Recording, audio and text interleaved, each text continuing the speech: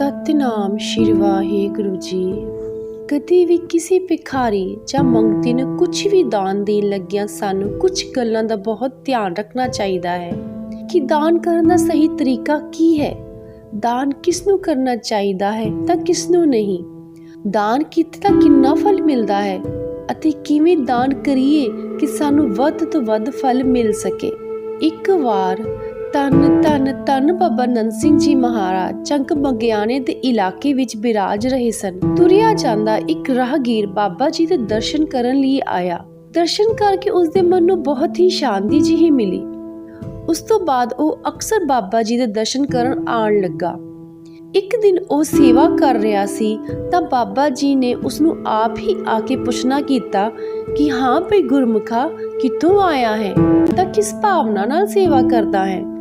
ਉਸਨੇ ਆਪਣੇ ਪਿੰਡ ਦਾ ਨਾਂ ਦੱਸਿਆ ਅਤੇ ਬੇਨਤੀ ਕੀਤੀ, ਜੀ 8-9 ਸਾਲ ਹੋ ਗਏ ਨੇ ਵਿਆਹ ਨੂੰ, ਅਜੇ ਤੱਕ ਕੋਈ ਬੱਚਾ ਨਹੀਂ ਹੋਇਆ। ਬਾਬਾ ਜੀ ਨੇ ਉਸਨੂੰ ਨਾਮ ਦਾ ਉਪਦੇਸ਼ ਦਿੱਤਾ ਤੇ ਕਿਹਾ, ਨਾਮ ਜਪੋ ਤੇ ਸੇਵਾ ਕਰੋ। ਜਦੋਂ ਬੱਚੇ ਜੋਗੇ ਪੁੰਨ ਹੋ ਗਏ, ਬੱਚਾ ਜ਼ਰੂਰ ਹੋ ਜਾਵੇਗਾ। ਹੁਣ ਸਾਲ ਬਾਅਦ ਉਸਦੇ ਘਰ ਇੱਕ ਪੁੱਤਰ ਹੋਇਆ। ਉਸਨੇ ਬਹੁਤ ਖੁਸ਼ੀਆਂ ਮਨਾਈਆਂ, ਪਰ ਕੁਝ ਕੁ ਮਹੀਨੇ ਦਾ ਹੋ ਕੇ ਬੱਚਾ ਗੁਜ਼ਰ ਗਿਆ। ਉਹ ਇੱਕ ਦਿਨ ਫਿਰ ਬਾਬਾ ਜੀ ਕੋਲ ਆਇਆ ਤੇ ਰੋਣ ਲੱਗਾ, ਬਾਬਾ ਜੀ ਮੇਰਾ ਬੱਚਾ ਗੁਜ਼ਰ ਗਿਆ ਹੈ, ਅਸੀਂ ਤਾਂ ਇੰਨਾ ਦਾਨ ਪੁੰਨ ਵੀ ਕੀਤਾ ਸੀ, ਪਤਾ ਨਹੀਂ ਕੀ ਹੋਇਆ, ਸਾਡਾ ਬੱਚਾ ਨਾ ਰਿਹਾ। ਹੁਣ ਬਾਬਾ ਜੀ 2 ਮਿੰਟ ਚੁੱਪ ਕਰ ਗਏ, ਫਿਰ ਬਚਨ ਕਰਨ ਲੱਗੇ, ਭਾਈ ਦਾਨ ਕਿਸ ਨੂੰ ਕਰਨਾ ਚਾਹੀਦਾ ਹੈ ਅਤੇ ਕਿਸ ਨੂੰ ਨਹੀਂ, ਇਹ ਖਿਆਲ ਰੱਖੀਦਾ ਹੈ। ਬਾਬਾ ਜੀ ਨੇ ਉਸਨੂੰ ਪੁੱਛਿਆ ਕਿ ਤੂੰ ਕਿਸੇ ਨੂੰ ਪੈਸੇ ਵੀ ਦਾਨ ਕੀਤੇ ਸੀ? ਤਾਂ ਉਹ ਕਹਿਣ ਲੱਗਾ, ਜੀ ਹਾਂ, ਮੈਂ ਇੱਕ ਮੁਸਲਮਾਨ ਨੂੰ ਪੈਸੇ ਦਿੱਤੇ ਸਨ। ਉਸਨੇ ਮੈਨੂੰ ਆ ਕੇ ਕਿਹਾ ਕਿ ਉਸਨੇ ਮੱਕੇ ਜਾਣਾ ਹੈ, ਮੇਰੇ ਕੋਲ ਕਿਰਾਇਆ ਨਹੀਂ ਹੈ। ਮੈਂ ਸੋਚਿਆ ਕਿ ਇਹ ਰੱਬ ਵਾਲੇ ਪਾਸੇ ਹੀ ਜਾ ਰਿਹਾ ਹੈ। ਬਾਬਾ ਜੀ ਕਹਿੰਦੇ, ਉਸਨੇ ਮੱਕੇ ਜਾ ਕੇ ਗਊ ਦੀ ਬਲੀ ਦੇ ਦਿੱਤੀ। ਉਸ ਨਿਰਦੋਸ਼ ਜੀਵ ਦੀ ਹੱਤਿਆ ਦਾ ਦੋਸ਼ ਤੇਰੇ ਬੱਚੇ ਨੂੰ ਲੱਗ ਗਿਆ ਤੇ ਉਹ ਮਰ ਗਿਆ। ਬਾਬਾ ਜੀ ਸੁਮਤ ਬਖਸ਼ਿਆ ਕਰਦੇ ਸਨ ਕਿ ਜੇਕਰ ਤੁਹਾਡੇ ਦਿੱਤੇ ਪੈਸਿਆਂ ਦਾ ਕੋਈ ਨਸ਼ਾ ਵੀ ਕਰਦਾ ਹੈ ਨਾ, ਤਾਂ ਉਸ ਦਾ ਵੀ ਲੇਖਾ ਤੁਹਾਨੂੰ ਹੀ ਦੇਣਾ ਪਵੇਗਾ। ਇਸ ਕਰਕੇ ਸਾਧ ਸੰਗਤ ਜੀ, ਸਾਨੂੰ ਇਸ ਵਿਚਾਰ ਦਾ ਬਹੁਤ ਧਿਆਨ ਰੱਖਣਾ ਚਾਹੀਦਾ ਹੈ ਕਿ ਦਾਨ ਕਿਸ ਨੂੰ ਕਰਨਾ ਹੈ ਤੇ ਕਿਸ ਨੂੰ ਨਹੀਂ ਕਰਨਾ ਹੈ। ਸੋ ਅਗਲੀ ਵਿਚਾਰ ਇਹ ਹੈ ਕਿ ਦਾਨ ਕੀਤੇ ਦਾ ਕਿਤਨਾ ਫਲ ਮਿਲਦਾ ਹੈ। ਇੱਕ ਵਾਰ ਦੀ ਗੱਲ ਹੈ, ਭਗਵਾਨ ਇੱਕ ਸਾਧੂ ਦਾ ਰੂਪ ਧਾਰ ਕੇ ਇੱਕ ਰਾਜੇ ਦੀ ਪ੍ਰੀਖਿਆ ਲੈਣ ਆਏ। ਸਾਧੂ ਰਾਜੇ ਦੇ ਕੋਲ ਭਿੱਖਿਆ ਮੰਗਣ ਗਿਆ। ਉਸ ਸਮੇਂ ਰਾਜਾ ਘੋੜਿਆਂ ਦੇ ਤਬੇਲੇ ਵਿੱਚ ਸੀ। ਸਾਧੂ ਨੇ ਕਿਹਾ, ਰਾਜਨ ਖੈਰ ਪਾਓ। ਰਾਜੇ ਨੇ ਕੋਈ ਖਿਆਲ ਨਾ ਕੀਤਾ। ਸਾਧੂ ਨੇ ਫਿਰ ਆਵਾਜ਼ ਲਗਾਈ, ਰਾਜਨ ਖੈਰ ਪਾਓ। ਰਾਜੇ ਨੇ ਸਾਧੂ ਨੂੰ ਭਿਖਾਰੀ ਜਾਣਿਆ ਅਤੇ ਆਪਣੇ ਰਾਜੇ ਹੋਣ ਦੇ ਅਹੰਕਾਰ ਵਿੱਚ ਸਾਧੂ ਦਾ ਕੋਈ ਸਤਿਕਾਰ ਨਾ ਕਰਦੇ ਹੋਏ ਆਪਣੇ ਦੂਤ ਨੂੰ ਗੁੱਸੇ ਵਿੱਚ ਕਿਹਾ, ਆ ਚੁੱਕ 2 ਬੁੱਕ ਲਿਦ ਤੇ ਇਸ ਸਾਧੂ ਨੂੰ ਦੇ ਤੇ ਇਸ ਨੂੰ ਅੱਗੇ ਤੋਰ। ਰੱਬ ਰੂਪ ਸਾਧੂ ਨੇ ਉਹ ਲਿਦ ਲਈ ਤੇ ਆਪਣੇ ਕੋਲ ਰੱਖ ਲਈ ਅਤੇ ਅਸੀਸ ਦਿੱਤੀ ਕਿ ਹੇ ਰਾਜਨ, ਤੂੰ ਮੈਨੂੰ ਦਾਨ ਦਿੱਤਾ ਹੈ, ਰੱਬ ਤੈਨੂੰ ਇਸ ਦਾ ਫਲ ਦੇਵੇ। ਤੇਰਾ ਦਿੱਤਾ ਦਾਨ 10 ਗੁਣਾ ਇੱਥੇ ਅਤੇ 70 ਗੁਣਾ ਦਰਗਾਹ ਵਿੱਚ ਫਲੇ। ਹੁਣ ਸਾਧੂ ਆਪਣੀ ਕੁਟੀਆ ਵੱਲ ਤੁਰ ਪਏ ਅਤੇ ਆਪਣੀ ਕੁਟੀਆ ਦੇ ਕੋਲ ਪਹੁੰਚ ਕੇ ਉਹਨਾਂ ਨੇ ਬਾਹਰਲੇ ਪਾਸੇ ਉਸ ਲਿਦ ਨੂੰ ਢੇਰੀ ਕਰ ਦਿੱਤਾ ਅਤੇ ਪਰਮਾਤਮਾ ਨੂੰ ਅਰਦਾਸ ਕੀਤੀ, ਅੱਜ ਜਿੰਨੇ ਵੀ ਦਾਨ ਦਿੱਤਾ ਹੈ, ਉਹਨਾਂ ਦੇ ਸਭ ਦਾ ਦਾਨ ਦਾ ਫਲ ਉਹਨਾਂ ਨੂੰ ਮਿਲੇ।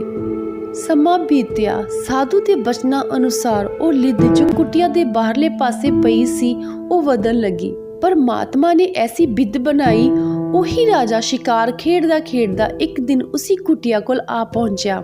ਰਾਜੇ ਦੇ ਦੂਤ ਵੀ ਨਾਲ ਹਨ। ਰਾਜੇ ਦੀ ਨਜ਼ਰ ਬਾਹਰ ਪਈ ਲਿਦ ਤੇ ਪਈ।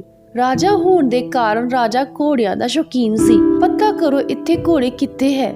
ਦੂਤਾਂ ਨੇ ਹੁਕਮ ਅਨੁਸਾਰ ਅੰਦਰ ਜਾ ਕੇ ਪਤਾ ਕੀਤਾ ਤਾਂ ਅੰਦਰ ਸਿਰਫ ਸਾਧੂ ਹੀ ਸੀ। ਉਹਨਾਂ ਨੇ ਸਾਰਾ ਹਾਲ ਰਾਜੇ ਨੂੰ ਆ ਕੇ ਦੱਸ ਦਿੱਤਾ, ਇੱਥੇ ਘੋੜੇ ਤਾਂ ਕੋਈ ਨਹੀਂ ਹੈ, ਅੰਦਰ ਸਿਰਫ ਸਾਧੂ ਹੀ ਹੈ। ਰਾਜਾ ਹੁਣ ਖੁਦ ਅੰਦਰ ਗਿਆ, ਸਭ ਜਗ੍ਹਾ ਦੇਖ ਰਿਹਾ ਹੈ ਕਿ ਕਿਤੇ ਘੋੜੇ ਤਾਂ ਨਹੀਂ ਹਨ। ਘੋੜੇ ਨਾ ਮਿਲਣ ਤੇ ਰਾਜੇ ਨੇ ਸਾਧੂ ਨੂੰ ਪੁੱਛਿਆ ਕਿ ਜੇ ਇੱਥੇ ਕਿਤੇ ਵੀ ਘੋੜੇ ਨਹੀਂ ਹਨ ਤਾਂ ਬਾਹਰ ਘੋੜੇ ਦੀ ਲਿਦ ਕਿਵੇਂ ਹੈ? ਤਾਂ ਸਾਧੂ ਨੇ ਰਾਜੇ ਨੂੰ ਜਵਾਬ ਦਿੰਦਿਆਂ ਕਿਹਾ ਕਿ ਕੁਝ ਸਮਾਂ ਪਹਿਲਾਂ ਮੈਂ ਇੱਕ ਨਗਰ ਵਿੱਚ ਭਿੱਖਿਆ ਮੰਗਣ ਗਿਆ ਸੀ। ਉੱਥੇ ਇੱਕ ਰਾਜੇ ਨੇ ਮੇਰੀ ਝੋਲੀ ਦੇ ਵਿੱਚ 2 ਬੁੱਕ ਲਿਦ ਦੇ ਦਿੱਤੇ ਸਨ। ਇਹ ਰੱਬ ਦੇ ਘਰ ਦਾ ਅਸੂਲ ਹੈ ਕਿ ਦਿੱਤਾ ਹੋਇਆ ਦਾਨ ਕਰਨ ਵਾਲੇ ਨੂੰ 10 ਗੁਣਾ ਵੱਧ ਹੋ ਕੇ ਮਿਲਦਾ ਹੈ। ਸੋ ਇਹ ਲਿਦ ਹੁਣ ਉਸ ਰਾਜੇ ਦੇ ਛਕਣ ਵਾਸਤੇ ਵੱਧ ਰਹੀ ਹੈ। ਇਹ ਗੱਲ ਸੁਣ ਕੇ ਰਾਜਾ ਬਹੁਤ ਹੀ ਘਬਰਾ ਗਿਆ ਅਤੇ ਸਾਧੂ ਦੇ ਚਰਨਾਂ ਤੇ ਡਿੱਗ ਪਿਆ।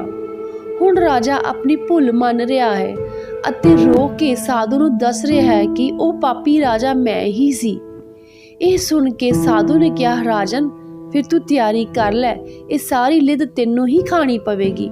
ਇਹ ਸੁਣ ਕੇ ਰਾਜਾ ਹੋਰ ਰੋਣ ਲੱਗਾ। ਹੁਣ ਸਾਧੂ ਦੇ ਚਰਨ ਪਕੜੇ ਹੋਏ ਹਨ, ਭੁੰਜੇ ਬੈਠਾ ਹੋਇਆ ਹੈ, ਸਿਰ ਝੁਕਿਆ ਹੋਇਆ ਹੈ, ਬੇਨਤੀਆਂ ਕਰ ਰਿਹਾ ਹੈ ਕਿ ਮੈਨੂੰ ਬਖਸ਼ ਲਵੋ।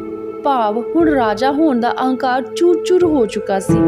ਅਖੀਰ ਸਾਧੂ ਦਾ ਦਿਲ ਉਸ ਰੋਂਦੇ ਹੋਏ ਨੂੰ ਵੇਖ ਕੇ ਪਸੀਜ ਗਿਆ ਅਤੇ ਸਾਧੂ ਨੇ ਬਚਨ ਕੀਤਾ ਕਿ ਰਾਜਨ, ਪਾਪ ਤਾਂ ਨਿੰਦਿਆ ਕਰਾਉਣ ਨਾਲ ਘਟਦੇ ਹਨ। ਤੂੰ ਜੇ ਆਪਣੀ ਨਿੰਦਿਆ ਕਰਵਾਈ ਤਾਂ ਇਹ ਪਾਪ ਰੂਪੀ ਲਿਦ ਘਟਣੀ ਸ਼ੁਰੂ ਹੋ ਜਾਵੇਗੀ। ਹੁਣ ਰਾਜਾ ਸਾਧੂ ਕੋਲੋਂ ਜੁਗਤ ਲੈ ਕੇ ਆਪਣੇ ਨਗਰ ਵਾਪਿਸ ਆ ਗਿਆ। ਹੁਣ ਆਪਣੀ ਨਿੰਦਿਆ ਕਰਵਾਉਣ ਲਈ ਢੋਂਗ ਕਰਨ ਲੱਗਾ। ਸ਼ਰਾਬ ਦੀ ਬੋਤਲ ਹੱਥ ਵਿੱਚ ਫੜ ਲਈ, ਕੇਸ ਖੋਲ ਲਏ, ਪਿੱਛੇ ਆਪਣੀ ਜਵਾਨ ਲੜਕੀ ਬਿਠਾ ਲਈ, ਘੋੜੇ ਉੱਤੇ ਬੈਠ ਕੇ ਸਾਰੇ ਨਗਰ ਵਿੱਚ ਗੇੜੇ ਮਾਰਨ ਲੱਗਾ। ਲੋਕ ਦੇਖਦੇ ਹਨ ਤੇ ਗੱਲਾਂ ਕਰਦੇ ਹਨ ਕਿ ਰਾਜਾ ਪਾਗਲ ਹੋ ਗਿਆ ਹੈ। ਇਸ ਤਰ੍ਹਾਂ ਰਾਜੇ ਦੀ ਨਿੰਦਿਆ ਹੋ ਰਹੀ ਹੈ ਅਤੇ ਉਸ ਦੀ ਪਾਪਾਂ ਵਾਲੀ ਲਿਦ ਹੁਣ ਨਿੰਦਿਆ ਕਰਨ ਵਾਲਿਆਂ ਦੇ ਕੋਲ ਉੱਡ ਕੇ ਜਾ ਰਹੀ ਹੈ। ਕੁਝ ਸਮੇਂ ਬਾਅਦ ਰਾਜਾ ਸਾਧੂ ਕੋਲ ਫਿਰ ਆਇਆ। ਉਸਨੇ ਕੁਟੀਆ ਦੇ ਬਾਹਰ 2 ਬੁੱਕ ਲਿਦ ਦੇ ਪਏ ਦੇਖੇ। ਹੁਣ ਉਹ ਸਾਧੂ ਨੂੰ ਪੁੱਛਣ ਲੱਗਾ ਕਿ ਹੁਣ ਮੈਂ ਆਪਣੀ ਨਿੰਦਿਆ ਵੀ ਬਹੁਤ ਕਰਵਾਈ ਹੈ, ਫਿਰ ਵੀ ਇਹ ਲਿਦ ਖਤਮ ਕਿਉਂ ਨਹੀਂ ਹੋਈ? ਤਾਂ ਸਾਧੂ ਨੇ ਉੱਤਰ ਵਿੱਚ ਕਿਹਾ, ਰਾਜਨ, ਇਹ ਤੇਰਾ ਕੀਤਾ ਦਾਨ ਹੈ। 2 ਬੁੱਕ ਲਿਦ ਇਹ ਤੈਨੂੰ ਖਾਣੀ ਹੀ ਪਵੇਗੀ। ਹੁਣ ਰਾਜਾ ਉਸ ਲਿਦ ਨੂੰ ਲੈ ਗਿਆ ਅਤੇ ਰੋਜ਼ ਆਪਣੇ ਭੋਜਨ ਵਿੱਚ ਚੁਟਕੀ ਮਿਲਾ ਕੇ ਖਾਂਦਾ ਹੈ। ਸਾਧ ਸੰਗਤ ਜੀ, ਇਸ ਤੋਂ ਅਗਲੀ ਜਿਹੜੀ ਵਿਚਾਰ ਹੈ ਉਹ ਇਹ ਹੈ ਕਿ ਦਾਨ ਕਰਨ ਦਾ ਸਹੀ ਤਰੀਕਾ ਤਾਂ ਇਹ ਹੈ ਕਿ ਕਦੀ ਵੀ ਕਿਸੇ ਨੂੰ ਮਾੜੀ ਸੋਚ ਨਾਲ, ਗਲਤ ਭਾਵਨਾ ਨਾਲ ਕੁਝ ਵੀ ਨਾ ਦਿਓ। ਜੇ ਕਿਸੇ ਨੂੰ ਦਾਨ ਕਰਨਾ ਹੀ ਹੈ ਤਾਂ ਉਸ ਦਾ ਭਲਾ ਹੀ ਸੋਚੋ। ਦਾਨ ਇਸ ਤਰ੍ਹਾਂ ਕਰੋ ਕਿ ਜਿਸ ਨਾਲ ਉਸ ਦਾ ਕੁਝ ਭਲਾ ਹੋ ਸਕੇ। ਇੱਕ ਵਾਰ ਕਿਸੇ ਪਿੰਡ ਵਿੱਚ ਇੱਕ ਸਾਧੂ ਰੋਜ਼ ਭਿੱਖਿਆ ਮੰਗਣ ਜਾਂਦੇ ਸਨ। ਉਹ ਹਰ ਘਰ ਦੇ ਬੂਹੇ ਅੱਗੇ ਇਹੀ ਹੋਕਾ ਦਿੰਦੇ ਹਨ ਕਿ ਕਰ ਭਲਾ, ਹੋ ਭਲਾ, ਅੰਤ ਭਲੇ ਦਾ ਭਲਾ। ਭਾਵ ਉਹ ਬੰਦਗੀ ਵਾਲੇ ਸਾਧੂ ਸਨ। ਭਿੱਖਿਆ ਮੰਗਣ ਦੇ ਨਾਲ ਉਹ ਪਿੰਡ ਵਾਲਿਆਂ ਨੂੰ ਉਪਦੇਸ਼ ਵੀ ਦਿੰਦੇ ਸਨ ਕਿ ਕਿਸੇ ਦਾ ਭਲਾ ਕਰਾਂਗੇ ਤਾਂ ਸਾਡਾ ਭਲਾ ਵੀ ਜ਼ਰੂਰ ਹੋਵੇਗਾ। ਪਿੰਡ ਵਿੱਚ ਸਾਰੇ ਲੋਕ ਆਪਣੀ ਵਿੱਤ ਅਨੁਸਾਰ ਉਸ ਨੂੰ ਭਿੱਖਿਆ ਦਿੰਦੇ ਸਨ। ਪਿੰਡ ਵਿੱਚ ਇੱਕ ਔਰਤ ਰਹਿੰਦੀ ਸੀ ਜੋ ਹਰ ਰੋਜ਼ ਉਸ ਸਾਧੂ ਨੂੰ 2 ਪ੍ਰਸ਼ਾਦੇ ਦਿੰਦੀ ਸੀ। ਪ੍ਰਸ਼ਾਦੇ ਤਾਂ ਉਹ ਹਰ ਰੋਜ਼ 2 ਦੇ ਦਿੰਦੀ ਸੀ, ਪਰ ਮਨ ਵਿੱਚ ਜ਼ਰੂਰ ਸੋਚਦੀ ਸੀ ਕਿ ਇਹ ਸਾਧੂ ਰੋਜ਼ ਹੀ ਕਹਿੰਦਾ ਰਹਿੰਦਾ ਹੈ ਕਿ ਅੰਤ ਭਲੇ ਦਾ ਭਲਾ, ਕੋਈ ਇੰਜ ਥੋੜੀ ਨਾ ਹੁੰਦਾ ਹੈ, ਇਹ ਤਾਂ ਬਸ ਐਵੇਂ ਹੀ ਕਹਿੰਦਾ ਰਹਿੰਦਾ ਹੈ।